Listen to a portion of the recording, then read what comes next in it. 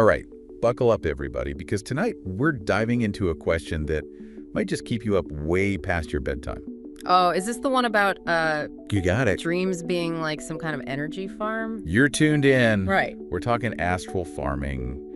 This wild idea that blends ancient wisdom with some pretty out there scientific research. Yep. And we're even going to touch on some firsthand accounts from the world of astral projection. So, Yeah, sounds like. so think about this. Have you ever woken up after a dream and you felt strangely drained? Like something just kind of sucked out a little bit of your life force? I think we've all had those mornings, right? Where it's like, did I even sleep at all? Exactly. Yeah. Well, after this deep dive, you might not want to just dismiss that feeling so quickly. Yeah. There might be more to it than meets the eye. You're really good at building the suspense, you know that. So what's first on our agenda? Well, let's start with something that really grabbed my attention while I was prepping for this whole thing. Okay. The concept of Wetiko. Now, I'll admit, it's not exactly a household term. No, I've never heard of that one. Right. But it's actually pretty central to this whole astral farming thing. Really? Okay, you've got my attention. What is it?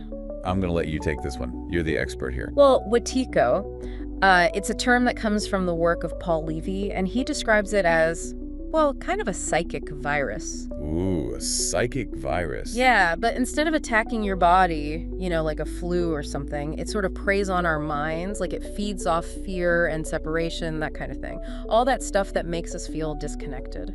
So is it more like a thought pattern then? Something that can spread from one person to another? Exactly, like a contagious negativity almost. Okay, that's already starting to sound a little creepy. Yeah, well, it gets even creepier. Levy actually suggests that people who are, kind of infected with this Wetiko can unconsciously drain energy from others, almost like they're harvesting it, right, to fuel their own needs and desires. Wait, hold on. So are we saying that there are like energy vampires out there? Well, it's not quite as dramatic as that, but the idea is that there are these energetic dynamics at play that we're often not even aware of.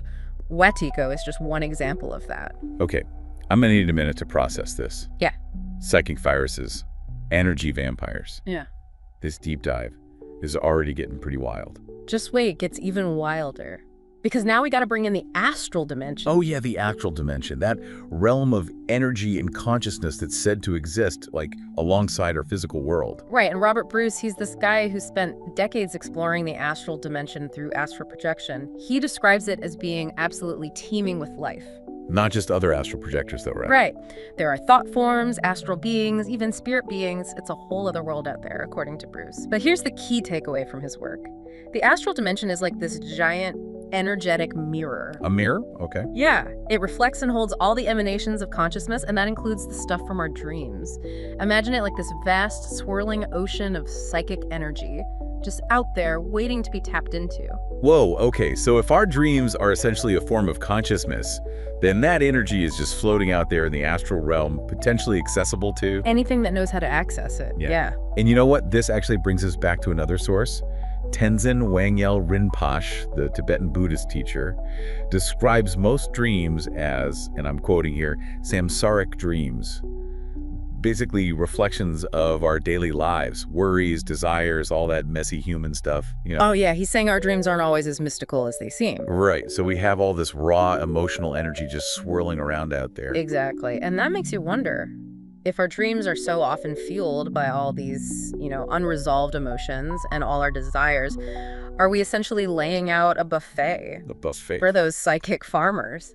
What if that raw emotional energy is exactly what they're after? Okay, you know what? This is getting a little too close for comfort. Like, this is starting to feel very real. And guess what? We haven't even scratched the surface of the science yet. We've got another source for you to consider. Bring it on. Hit me with the science. All right, so we have to talk about Paul Levy. He's the Wetiko guy, remember? Right, the psychic virus. Well, he also talks about this concept of the shadow. Oh yeah, the shadow, the hidden part of ourselves, the part we don't really like to acknowledge. All the stuff we try to keep buried. Exactly, our fears, our insecurities, our darker impulses, all that fun stuff. And Levy says we tend to project our shadow onto others, see them as the enemy instead of recognizing it within ourselves. So not only are we broadcasting all this raw emotional energy through our dreams, but we're potentially amplifying it with all our projected fears and negativity. Are we actually like building a psychic ecosystem? That's a chilling thought, isn't it? That we could be contributing to something that's ultimately harmful to us. Chilling is an understatement. Okay. but it's not just ancient wisdom and esoteric ideas, right? Right, that's the crazy part. We've actually got real scientific research that supports some of these ideas. Oh, okay. Lay it on me. What kind of research? Well, there's the work of Fritz Albert Popp. He's a biophysicist, and he discovered that all living organisms, everything from plants to people, emit light. These tiny little packets of light called biophotons. Biophotons. I think I've heard of those. So basically, we're all walking around glowing. In a way, yes. And what Popp found is that the more complex an organism is, the more biophotons it emits. So complex beings like us are radiating light all the time. Okay, that's pretty cool. It is, but now imagine what happens when our consciousness shifts into a heightened state, like when we're dreaming. You think we could be emitting even more biophotons then? That's the question, isn't it? Like we're creating this beacon of psychic light.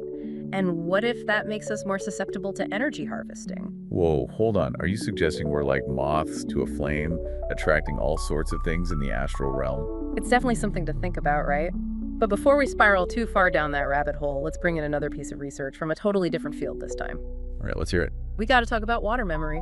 Water memory. Isn't that the idea that water can hold information even after the original substance is gone? That's the one. It was studied by this French immunologist, Jacques Benveniste, and his findings suggest that water can actually act like an information sponge, retaining these subtle energetic imprints. Wait, so if water can hold on to information that subtle, could it also be a medium for transferring dream energy?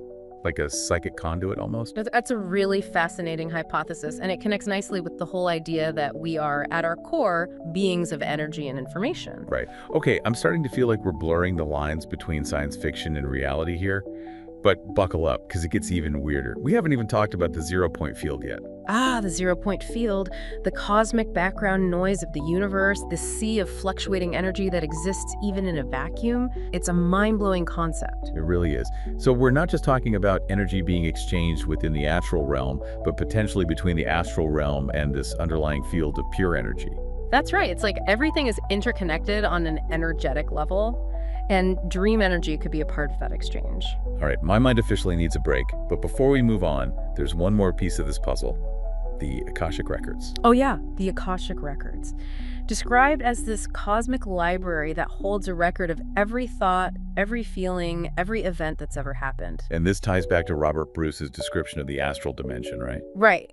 If the astral realm holds these energetic echoes of consciousness, could it be a gateway to the Akashic Records? And if these, let's call them astral farmers, are tapping into the astral realm, could they also be accessing this incredible database of information in the Akashic Records? It's a mind-boggling thought, and it raises some really big questions about reality and consciousness. Okay, we've got ancient wisdom, cutting-edge science, and personal experiences, all pointing towards this hidden world where dream energy is a hot commodity.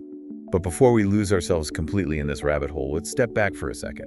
What are the practical implications of this? What can we actually do about it? That is the question, isn't it? Like, it's one thing to just sit around and think about, astral farming and all that, but what do we do about it? Yeah. It's not like we can just put up some kind of psychic wall around our minds, right? Well, maybe not a literal wall, but there are definitely practices that could offer some protection, or at least help us be more aware of what's happening on, an energetic level. Okay, I'm listening. What kind of practices are we talking about? One that's really interesting is something Robert Bruce talks about a lot. Bruce, the astral projection guy. That's the one. He really emphasizes energetic development, like specifically strengthening and expanding what he calls the energy body. So it's not just about like mentally willing yourself out of your body, there's an actual physical aspect to it. Exactly. Bruce has all these techniques for, cultivating awareness of subtle energies, working with the main energy centers in the body, and learning to kind of control the flow of energy. Those energy centers, are we talking about chakras? There are definitely some parallels there, yeah. But the main thing is that Bruce believes that having a strong energy body is crucial for safe astral projection. It's like building up your psychic muscles before you go running a marathon or something. Okay, so how does this energetic training protect you from, unwanted energy harvesting? It's less about direct protection and more about awareness and control. A strong energy body, according to Bruce, allows for greater lucidity. You're just more aware during astral projection, less susceptible to manipulation. So practice makes perfect. Hmm. But what about those of us who aren't really into the whole astral projection scene? What can W do to protect our dream energy? There are definitely practices that can make you more aware of your dreams, which could also help with the energetic protection side of things. One that comes to mind is creating a psychic shield before you go to sleep. A psychic shield, huh? How do you do that? It can be super simple, like visualizing a bubble of white light around your body as you're falling asleep. The main thing is the intention behind it. If you really want to protect your energy, that intention is powerful in itself. So like setting up a boundary, like a do not disturb sign for your dreams. Exactly, and it doesn't have to be complicated. Just set that intention as you drift off. I like that. It seems pretty manageable. What else? You can also set an intention to only interact with benevolent beings in the astral realm. So you don't accidentally wander into a psychic bad neighborhood. Right. The astral dimension is like the physical world. It has all kinds of inhabitants, some good, some not so good. So setting boundaries and being mindful of who or what we engage with, anything else we can do on a more like day-to-day level. Yeah. I would say pay attention to the emotional energy you're bringing into your dreams. Because all those unresolved emotions, like we were talking about earlier, can attract unwanted attention. Exactly. If you go to bed feeling anxious or stressed out or holding on to negativity, it's a good idea to try and calm your mind before you fall asleep. So a little bit of psychic housekeeping before we log off for the night. I love that.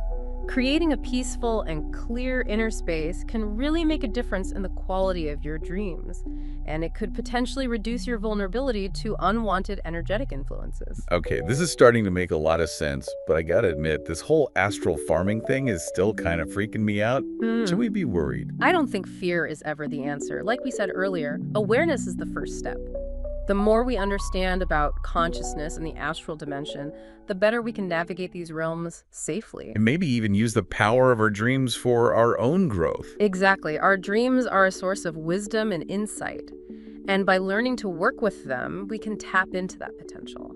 So it's not all doom and gloom then. There's a positive side too. Definitely. It's all about perspective, right? Yeah. Instead of seeing the astral realm as the scary place, we can choose to see it as a realm of possibility. I like that. Much more empowering. But let's go back to the science for a minute. We were talking about biophotons earlier, the light emissions from living things. Has there been any research connecting biophotons to dream activity? That's a great question, and I haven't seen any definitive research on that yet, but it would make sense, right? If our dreams are associated with these heightened states of consciousness, it stands to reason that we might be emitting more biophotons when we dream. So it's like our inner light is shining brighter when we dream. That's a beautiful way to put it. And if that's true, it could explain why some people believe that dreams are a source of energy that can be, harvested. It's like we're broadcasting our psychic energy out into the astral realm. Which makes it even more important to be mindful of what we're dreaming about, right? Absolutely. We need to become more conscious creators of our dream experiences. Okay, I feel like we've covered a ton of ground here.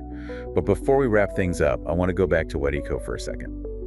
The psychic virus. It seems especially relevant these days, with all the negativity and division in the world. I agree. Paul Levy, the guy who wrote about Wetiko, he says it's actually behind a lot of the problems we're facing as a species. Climate change, political polarization, everything. This is like a collective shadow that we've projected onto the world. Exactly. And the more we feed into that fear and separation, the stronger it gets. So how do we break free from this collective virus? It seems like a pretty huge task. Levy says the only way to defeat Wetiko is to become aware of it and to cultivate the opposite qualities: love, compassion, interconnection. By raising our own consciousness, we can weaken its hold on us. So like a psychic immune system booster. The stronger our inner light, the less susceptible we are. That's a great analogy. And it applies to astral farming too, right? The more awareness we cultivate, the healthier boundaries we set, the more conscious we become about our dream energy, the less likely we are to be, unwilling donors. So we have a choice then. We can either feed into the fear, or we can choose to cultivate love and connection. And that choice plays out in our dreams too. Every night we're either contributing to the shadow or to the light. Wow, that's powerful. So next time you have a dream, ask yourself, what am I creating here? Am I feeding the darkness or the light? Because that answer might have implications that go way beyond our own lives. Okay, now we're getting deep. But I think it's important to have these conversations. And on that note, I think it's time for us to explore one final fascinating piece of this astral farming puzzle. So far, we've been focusing on, the potential downsides of this whole astral farming idea. Like, what if something is actually harvesting our dream energy? Yeah, it's a creepy thought for sure. But what if WE could harness that energy? What if we could use it ourselves? Now that's where things get really interesting. And a few of our sources actually touch on this, especially when it comes to lucid dreaming. Okay, lucid dreaming. So becoming aware that you're dreaming while you're still in the dream? Right. Isn't that supposed to be, like, super hard to do? It can be, yeah.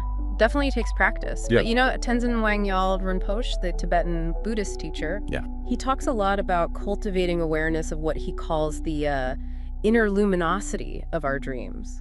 He's talking about that clear light of awareness that's always there, even when we're dreaming, right? Exactly.